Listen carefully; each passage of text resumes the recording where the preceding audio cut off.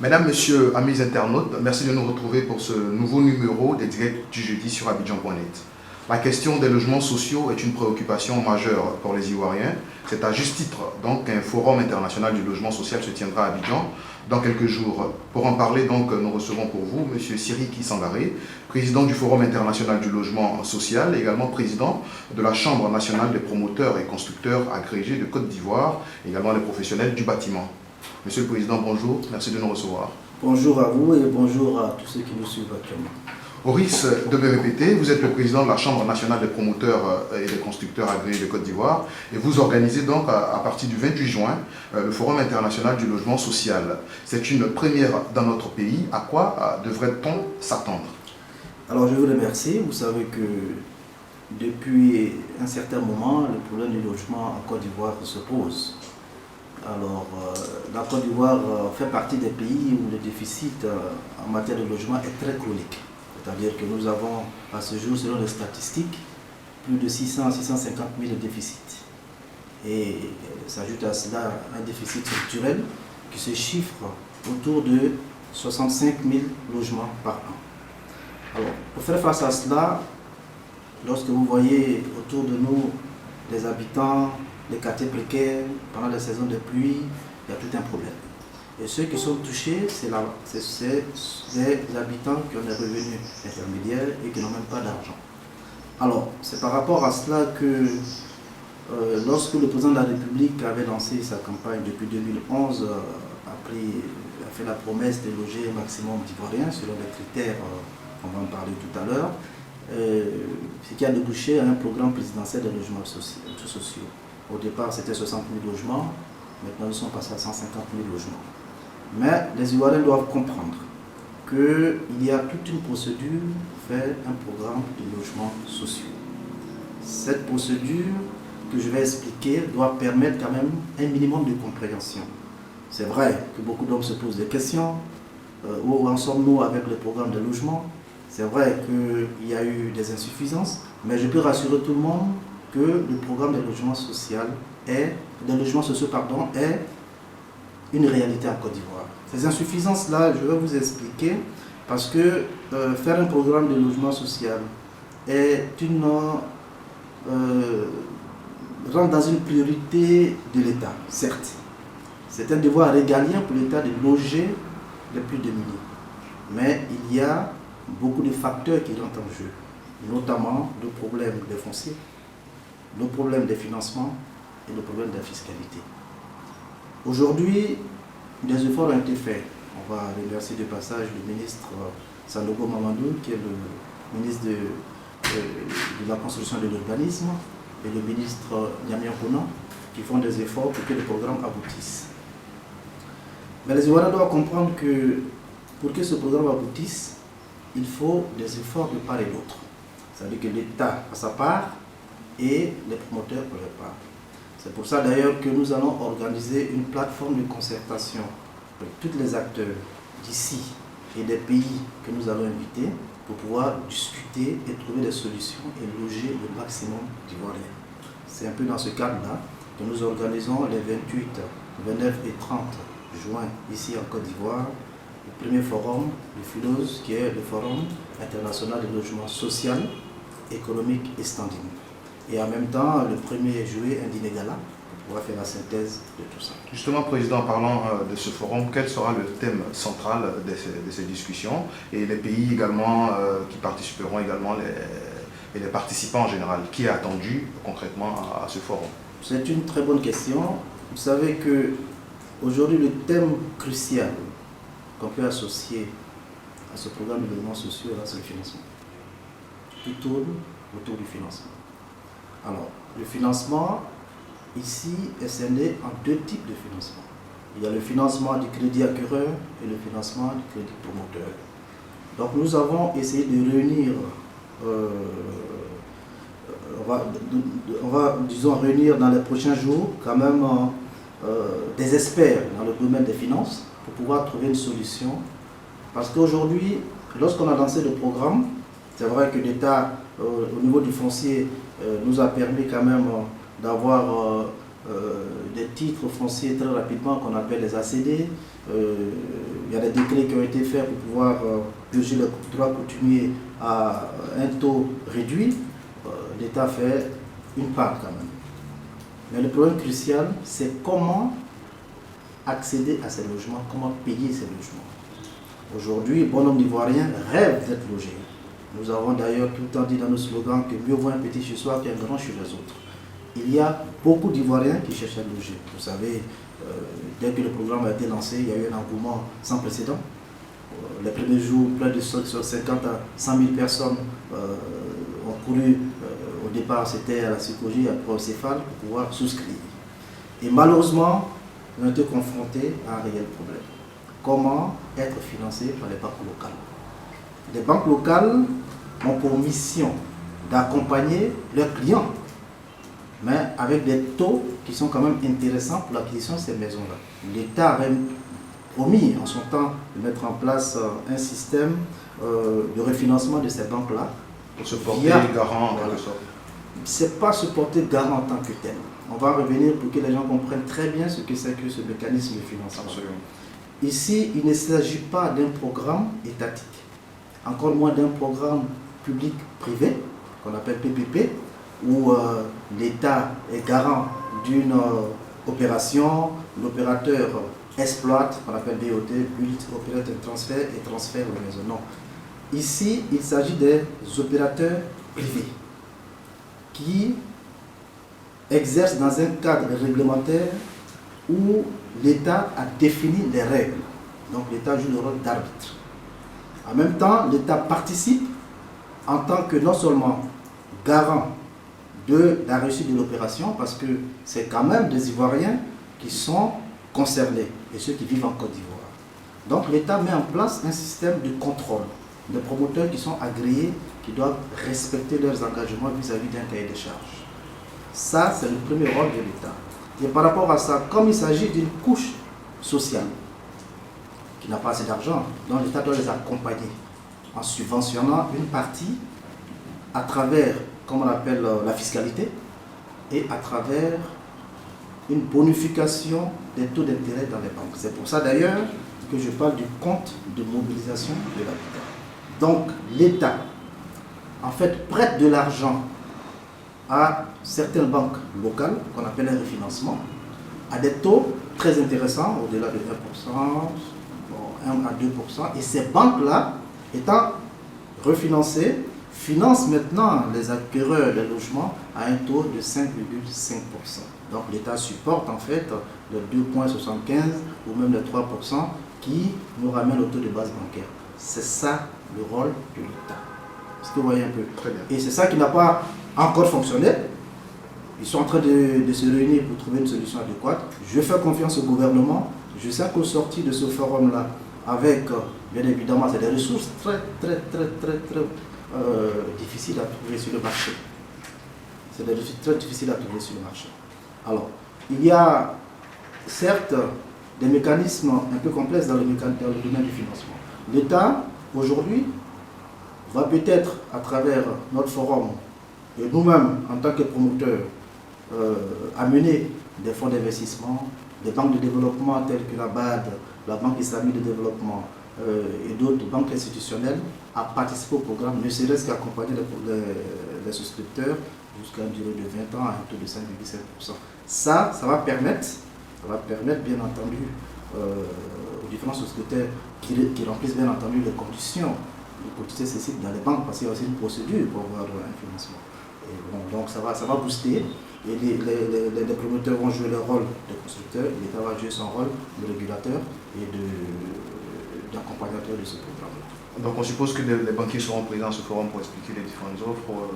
Oui, au-delà des banquiers, tout le monde sera présent. Même vous, vous serez présent pour communiquer, pour faire des synthèses, pour expliquer aux gens. C'est un forum qui se tourne autour comme je vous disais tout à l'heure, de la loi des 3 F. Donc l'État va venir expliquer sa politique de foncier, parce qu'il faut, comme on appelle, sécuriser les investisseurs à travers des documents fiables et des documents qu'on a très rapidement pour l'acquisition du foncier. Aujourd'hui, l'État fait l'effort de mettre en place un système de guichet unique pour l'acquisition des permis de construire. Donc, accélérer le processus d'acquisition des documents au niveau du foncier. Donc, l'État sera représenté à un niveau. Il y aura aussi la Banque mondiale qui va venir expliquer, parce que la Banque mondiale participe aussi au plan institutionnel pour accompagner l'État pour l'urbanisation de l'habitat Abidjan, le Grand Abidjan, et puis initie des formations des agents du ministère pour aussi accompagner ça. Et au-delà de ça, le deuxième volet dont je parlais du financement. Pour faire du financement, il faut forcément que les banquiers locaux soient présents. Donc les banquiers seront là, avec bien entendu leurs partenaires financiers aussi sur le marché à terme. Il y aura des discussions qui vont se passer en B2B entre promoteurs et banquiers, promoteurs et investisseurs étrangers, pour justement trouver une solution à ce que je viens de dire concernant le financement. Et par la suite, il y aura aussi des agents du ministère du budget, de plateau plus haut niveau, pour expliquer comment on appelle la fiscalité et comment l'État intervient dans cette fiscalité. Mais il faut que les gens comprennent que le rôle de l'État dans cette opération est très simple. L'État a pour devoir régalien, évidemment, de loger, en tout cas les Ivoiriens. À la base, l'État est propriétaire des terres, mais nous sommes dans un contexte un peu différent par rapport à l'Occident. Ici, on a une culture, on doit respecter nos valeurs, nos coutumes. C'est pour ça que l'État nous dit de purger les droits coutumiers. Donc il y a une réglementation dans ce sens-là. Donc l'État doit prendre des mesures pour que ces décrets qui ont été signés par le plan de la République soient appliqués. Une fois que c'est appliqué, ça va nous éviter la surenchère au niveau des coûts de terrain. Ça va déjà apporter 20% de solutions pour l'acquisition du foncier, parce que c'est la matière première. Et par la suite, l'État doit prendre sur lui et respecter la réalisation des VRD primaires, les voiries, les réseaux et les divers, c'est-à-dire amener l'eau, amener l'électricité jusqu'aux différents sites qui seront retenus pour ces logements sociaux. Donc l'État doit faciliter l'acquisition du foncier, l'État doit faire sa part, c'est-à-dire les VRD. Une fois que ça c'est fait, les banquiers à 40-50% vont commencer à suivre le programme. Et ça fait partie des engagements de l'État. L'État ne doit pas forcément se substituer à un organe de recherche de financement pour les promoteurs. L'État doit responsabiliser les promoteurs, permettre aux promoteurs d'être, comme on l'appelle, autonomes dans la gestion de leurs affaires. Croyez-moi que si l'État règle le problème des VRD, règle le problème du foncier, le banquier est rassuré, en tout cas à 60%. Maintenant, le promoteur, lui, doit avoir la technicité, doit avoir les clients, doit pouvoir s'organiser de manière interne pour compléter la chaîne. Ça permettra de mettre en place le crédit promoteur. Une fois le crédit promoteur a été mis en place, croyez-moi que les crédits acquéreurs vont suivre. Parce que le crédit acquéreur, c'est le crédit le plus simple, mais ça nécessite beaucoup de ressources stables à long terme, jusqu'à 20 ans. Et croyez-moi, aujourd'hui, les banques seront très à l'aise de financer des programmes qui marchent. Je vous donne un exemple. Lorsque nous avons commencé le programme de logements sociaux, on a accéléré les choses, ce n'était pas facile. À l'instant où les logements commencent à sortir de terre, il y a un engouement. Voilà. Donc c'est ce que je peux expliquer. C'est d'ailleurs l'objectif de ce forum. Exactement, Président, vous avez dit sur la question des logements sociaux, beaucoup a été fait, vous venez d'égrener quelques difficultés. En quoi est-ce que ce forum contribuera à régler ces difficultés que vous venez d'énumérer? Alors, ce forum, c'est une plateforme déjà de négociation, de création, de contact entre promoteurs d'ici et promoteurs d'ailleurs pour les B2B. Et les solutions qui seront, ne serait-ce que les débuts de solutions qui vont être trouvées, seront, comme on appelle, salutaires pour l'ensemble de la profession. Ça veut dire tout simplement que les points sur lesquels j'ai mis le doigt, c'est-à-dire le financement, il y aura des financiers qui viendront, qui comprendront que ce que nous allons leur raconter en dehors d'ici, c'est la réalité. Et qu'il y a des logements qui existent, l'État est engagé pleinement, et il y a une garantie institutionnelle.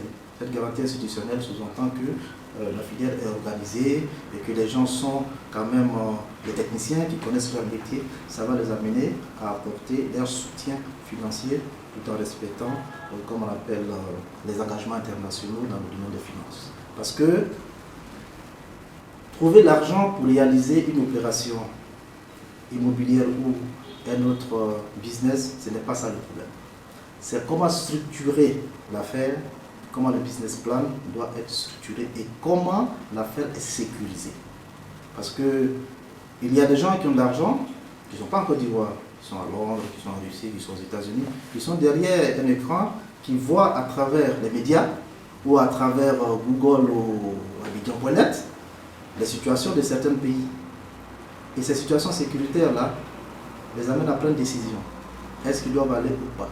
Et nous, on les amène ici pour qu'ils comprennent, pour discuter avec tout le monde, créer des B2B, pour les amener à nous aider, parce que nous allons créer le cadre de discussion et le cadre sécuritaire. Et ça, c'est le rôle de l'État, et je pense que ça se passe bien. L'indice de sécurité, vous le savez très bien, Côte d'Ivoire est sanitaire aujourd'hui. Donc nous, de passage, saluons le gouvernement tout entier et le président de la République pour ça. Amis internautes, je rappelle que nous recevons pour vous aujourd'hui M. Siriki Sangaré, président du Forum international du logement social, également président de la Chambre nationale des promoteurs et constructeurs agréés de Côte d'Ivoire, avec qui nous parlons bien entendu du Forum international du logement social qui se tiendra à Abidjan à partir de ce 28 juin. Revenons sur quelques questions d'actualité. Monsieur le Président, le ministre du Logement a proposé aux promoteurs de racheter tous les logements sociaux qui seront bâtis.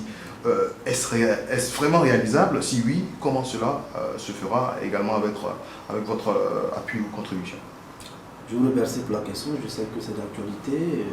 J'étais en mission par rapport à la remise d'un prix pour ma contribution sur le plan international par rapport au management africain. Donc il y a une réunion bien évidemment de concertation entre le ministère et les promoteurs, mais je crois que ça a été très mal interprété par certains journaux et ça n'a pas été perçu comme le ministre l'aurait souhaité. Comment vous l'avez compris? Voilà, comme le ministre l'a souhaité et comment c'est le problème qui a été posé effectivement. J'ai vu les titres des journaux, c'était écrit l'État va racheter toutes les maisons, mais quand vous lisez les articles à l'intérieur, ça n'a rien à voir. Je vais vous expliquer. L'État du Côte d'Ivoire aujourd'hui est inscrit dans un programme avec les bailleurs de fonds, les institutions du Bretton Woods. L'État du Côte d'Ivoire, comme aucun État au monde, ne peut sortir d'un schéma fixé par les règles internationales de gestion. C'est les institutions du Bretton Woods. Il y a des programmes d'ajustement structurel, il y a des programmes qui permettent de sécuriser les investissements de l'État et les budgets sont sécurisés. Donc, ce que le ministre a proposé, c'était simplement recevoir les promoteurs compte tenu des cris d'alerte qu'il entendait auprès des promoteurs. C'était pour lui une manière de vouloir soulager les promoteurs, parce qu'il y a certains promoteurs qui disaient qu'ils avaient du mal à vendre les maisons. Donc le ministre a souhaité une concertation technique. C'est une idée qui a été émise par les techniciens du ministère pour que les gens réfléchissent comment l'État peut intervenir, ne serait-ce qu'à un moment donné pour acheter certaines maisons. Mais ce n'était pas une conclusion quelconque du gouvernement ou d'une communication au Conseil des ministres. C'était simplement pour que les gens puissent trouver une solution et discuter. Bon. Après, la presse a relayé, je ne sais pas comment, je ne vais pas rentrer dans le détail puisque je ne travaillais pas au ministère. Et c'est ce qui m'a été rapporté. Et après, je me suis renseigné au ministère, je sais que c'est ça. Je vous dis que tout simplement, pour acheter toutes les maisons, il faut 3 500 milliards. Parce qu'on doit faire 150 000 logements. L'État n'a pas pour vocation de racheter les maisons. L'État a vocation quoi? D'accompagner les promoteurs pour la réalisation de ces logements. Réaliser les VRD nécessite beaucoup d'argent. Les assainissements, comment on appelle, les voiries, les drainages d'eau, les amener d'électricité, les amener d'eau coûtent extrêmement cher déjà à l'État. Donc l'État fait beaucoup. Maintenant, la construction des maisons incombe spécifiquement aux opérateurs privés. Et ces opérateurs privés ont la responsabilité de les revendre. Maintenant, il y a le choix. Il y a un choix. Si l'État, par comment on appelle, arrive à un moment donné, ce qui sera très intéressant, à trouver des fonds en respectant le cadre légal de concertation internationale pour pouvoir faire des locations-ventes. L'État n'aura pas besoin de racheter des maisons, l'État va construire des maisons et l'État fera des locations-ventes sur 20 ans. C'était la première vocation de la CECOJ.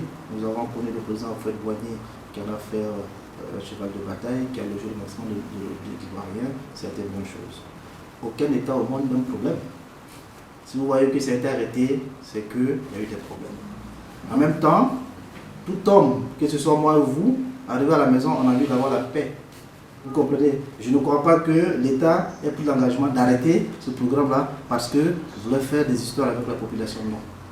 C'est parce que nous sommes dans un contexte où le monde interplanétaire, il y a une gestion commune, il y a des règles de gestion. Donc on a dit, pour pouvoir arriver au bout de certaines choses, il faut privatiser certains secteurs. C'est ce qui est arrivé. Donc aujourd'hui, le ministre est en train de chercher des solutions. Entre ces solutions, il a fait des propositions. Mais rien n'est conclu. Les discussions sont en cours. Croyez-moi, au moment venu, une fois que ça sera fait et que l'État aura des ressources vraiment pour acheter, ça sera fait. Mais en même temps, il faut que nous rassurons les souscripteurs ou les clients qui ont déjà payé des maisons, qui ont cotisé. Évidemment, ils ne seront pas concernés. Parce que la procédure ne s'arrête pas. pas. La procédure ne s'arrête pas. Ça continue. Si, d'aventure, on arrive à trouver une solution et que l'État crée de nouvelles taxes ou prenne un peu d'argent de gauche à droite sur les intrants du bâtiment, bon, ça pourra créer peut-être un fonds de garantie. Et ce fonds de garantie peut-être sera logé au fonds de soutien de l'habitat. Et en même temps, ça va nécessiter, c'est ce que je disais tout à l'heure, un refinancement pour les banques pour financer ceux qui ont besoin d'acheter des maisons. Mais encore une fois, la notion de rachat des logements, ce ne sera pas vraiment ça. Parce que l'État va simplement aider les banques à financer encore ceux qui ont droit à un crédit pour acheter des maisons. C'est-à-dire qu'ils ne rachèteront pas la maison et les distribuer ou bien faire des locations. Non. C'est des solutions qui sont en train de trouver. C'est le cadre du refinancement que les gens doivent comprendre. Mais ceux qui ont déjà souscrit, qui ont déjà acheté des maisons ne sont pas concernés, bien entendu. Je ne sais pas si ça répond à votre question. Absolument, M. le Président. Alors, quant aux promoteurs, ils évoquent un taux élevé, allant jusqu'à 12% parfois, pour le crédit acquéreur, alors que le gouvernement l'a fixé entre 5 et 6%. Qu'en est-il réellement? Alors, il faut faire, en matière de promotion immobilière, il faut faire la part des choses. Je crois que les promoteurs se plaignent plutôt des crédits promoteurs. Parce que le crédit acquéreur, c'est dépend du promoteur et son banquier. Le crédit acquéreur, c'est entre le banquier et son client. Parce que nous avons un client commun qui est le souscripteur. Alors, lorsque nous construisons une maison ou nous commencions une promotion immobilière, nous avons des clients. Ces clients vont voir les gestionnaires pour pouvoir prendre un crédit. Ça, c'est le crédit acquéreur. Ça se négocie entre eux les taux. Évidemment, ce sera très intéressant que le gouvernement respecte les 5,5% ou les 6%, mais encore que ce n'est pas le gouvernement qui respecte le gouvernement que les conditions pour que ce soit fait, en bonifiant ou en refinançant les banques. Mais les promoteurs, en tant que président de la Chambre, je sais que leur problème crucial aujourd'hui, ce sont les taux de crédit promoteur. Ces taux de crédit promoteur vont voir jusqu'à 12%. Mais, comme je dis très souvent, les taux sont liés à deux choses. Il y a le taux de base bancaire. C'est comme vous êtes un commerçant. L'argent, les banquiers vendent l'argent. S'il y a un coût, ils doivent acheter les marges. Vous comprenez? Alors, aujourd'hui, les banques, généralement, très rares, financent ces programmes-là sur les fonds propres. Quand vous voyez les bilans des banques, quand vous regardez un peu, il y a peut-être 100 milliards qui sont disponibles, il y a peut-être 30% qui vont, comme on l'appelle, aider à financer ce programme de jour parce qu'ils ont d'autres choses à faire. Et lié au risque de la profession, l'argent va coûter un peu plus cher. Donc, déjà, quand vous regardez les prêts interbancaires, parce que les banques prennent de l'argent, ou bien les banques prennent les dépôts des clients pour pouvoir financer ces opérations-là. Donc, ça crée bien évidemment des situations difficiles. C'est pour ça que je dis, il faut rassurer le banquier. Pour que le banquier puisse, lui à son tour, rassurer son bailleur. qui va lui faire un crédit intéressant, et ce crédit intéressant peut se répercuter sur nous. Tant que le banquier prendra un crédit fort, à un taux élevé, nos crédits seront élevés. C'est pour ça que, justement, ce forum sera le bienvenu. Ou ceux qui prennent aussi l'argent aux banques permettront à nos banquiers de nous financer des taux intéressants. Juste, je sais que le temps avance vite et que c'est intéressant le débat. Nous allons mettre en place un système très intéressant pour le futur. Ça s'appelle le VFA. Le VFA, ce sont les ventes en état futur d'achèvement, où le banquier, le client et en même temps le promoteur travaillent ensemble et les risques sont minimisés. Ça va créer moins de pression de trésorerie comme on appelle le promoteur. Le banquier sera à l'aise parce qu'il participe à la construction, ça se fait par attachement. Entre-temps, il y a 60% vendus, le terrain est déjà, comme on appelle, titré, donc ça crée moins de problèmes. Ou encore, ce qu'on appelle le BFA, c'est le bail à l'état futur d'achèvement. Donc tous ces mécanismes-là seront discutés, de sorte que tout le monde soit sécurisé et que les taux aussi soient intéressants. Mais croyez-moi, aujourd'hui, l'État est en train de trouver des solutions. Et il faut attendre d'abord que les conclusions sortent pour ne pas encore que les journaux titres. M. Sangara a dit que c'est 5%. L'État est en train de se battre, le ministre est en train de se battre à l'heure où je vous parle, il est en concertation avec la présidence, pour pouvoir trouver en tout cas un bon cadre et permettre à tous les Ivoiriens d'être logés. Voilà. Monsieur le Président, vous avez demandé tout à l'heure qu'on rassure les banques pour que le processus marche bien. Est-ce que vous, aujourd'hui, vous pouvez rassurer les Ivoiriens quant à la remise des premières clés aux acquéreurs, quand on sait que le gouvernement l'avait annoncé pour le premier trimestre de 2014? Oui, bien entendu. Bien entendu. Et ça, c'est une très très bonne question d'ailleurs. Vous savez, les remises des clés sont assujetties à beaucoup de facteurs. Remettre les clés sous-entend que les VRD primaires ont été entièrement réalisés. Il ne s'agit pas de remettre des clés à quelqu'un qui prend la clé et qui n'arrive pas à habiter. Est-ce que vous voyez un peu? Alors, donc, le gouvernement, bien entendu, avec les promoteurs, je pense que dans les semaines à venir, vont remettre les clés. Ils sont en train de travailler sur les amener d'eau et les amener d'électricité, de sorte que les quartiers qui seront habités ne soient pas, comme on appelle, simplement des logements sur des terres, mais qui sont vraiment des habitats décents. Aujourd'hui, quand vous partez quand même sur certains chantiers, force est de reconnaître qu'il y a beaucoup de choses qui ont été faites. C'était un programme présidentiel, il y a eu, comme on appelle, évidemment, des insuffisances que nous sommes en train de corriger. Je comprends l'impatience des Ivoiriens, mais je dois les rassurer que les choses sont en train de rentrer dans l'ordre et que le gouvernement est en train de mettre la main à la pâte pour terminer sa part, c'est-à-dire les VRD primaires. On n'est pas VRD primaire, comme je dis toujours, les réseaux, les voiries et les divers. Une fois que c'est fait, les clés seront remises dans de très bonnes conditions. Il ne s'agit pas de construire au milieu de la forêt du Banco, comme on appelle les maisons. Il n'y a pas accès à ces maisons-là. Il y a tout un cadre, il y a tout un schéma, il y a toute une urbanisation à faire. Donc, rassurons les Ivoiriens, en tout cas ceux qui ont payé, qu'ils n'ont aucun problème, les clés seront remises. En tout cas, les chantiers que j'ai vus, je pense que d'ici 2 semaines ou 3 semaines, les premières clés seront remises. Au-delà de ça, il y a des gens qui n'ont pas accès au financement dans les banques parce qu'ils travaillent dans le secteur informel. En travaillant dans le secteur informel, sous-entend qu'ils n'ont pas l'argent dans les banques. Alors, ceux-là, l'État est en train de trouver bien entendu une solution pour que ceux-là puissent avoir accès aux maisons. C'est pour ça d'ailleurs qu'une fois qu'un promoteur a un crédit promoteur qui finit de construire la maison, ceux qui ont l'argent sans passer par la banque viennent le payer cash. Ça va diminuer encore, bien évidemment, le taux. Celui qui a payé cash, c'est taux zéro, il n'a pas de crédit.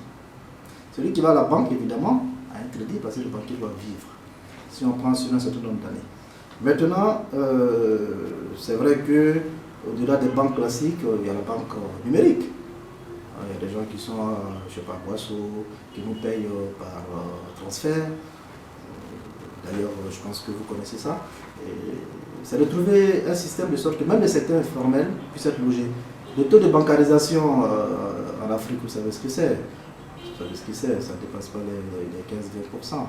Donc, je ne souhaiterais pas, dans le futur, lors de mes interventions, j'expliquerai à l'État et à tout le monde, qu'on ne doit pas se focaliser que sur le crédit acquéreur. Parce qu'en réalité, beaucoup de personnes n'ont pas besoin de ce crédit acquéreur-là parce qu'ils n'ont pas de compte dans les banques. Vous voyez un peu. C'est-à-dire qu'il faut éviter, et c'est ça le problème de nos pays africains, de transposer des schémas en Europe, aux États-Unis, partout. Aux États-Unis, quelqu'un commence à travailler automatiquement un compte ou même c'est naturel chez eux. Donc le crédit acquéreur est une chose. Mais ici, il y a des gens qui n'ont pas de compte. Comme ils n'ont pas de compte, il faut qu'on pense à un schéma pour que cela puisse être logé et c'est le plus nombreux. Donc, il faut mettre l'accent sur le crédit promoteur, de sorte que le promoteur puisse construire. Et celui qui a vu en Afrique, là, c'est celui qui voit, quand il voit la maison, c'est le Saint Thomas. Dès qu'il voit la maison, il va payer. Moi, je vous dis que ma promotion immobilière que je suis en train de faire, sans publicité aucune, il y a près de 60 à 70% qui ont payé cash parce que la maison existe et ils ont vu la maison. Vous voyez un peu. Alors, les banques, aujourd'hui, n'accompagnent pas, mais ce n'est pas dans leur politique d'accompagner. Mais comment voulez-vous que les banques prennent l'argent à quelqu'un qui n'est pas, vous voyez un peu, qui n'a pas de compte? Aujourd'hui, on a trouvé une solution pour donner des cartes de débit à certains qui n'ont pas de compte, non? Donc nous devons réfléchir aussi à ce que des gens qui n'ont pas de compte puissent avoir des maisons. C'est ça le secteur informatique qu'il faut réorganiser.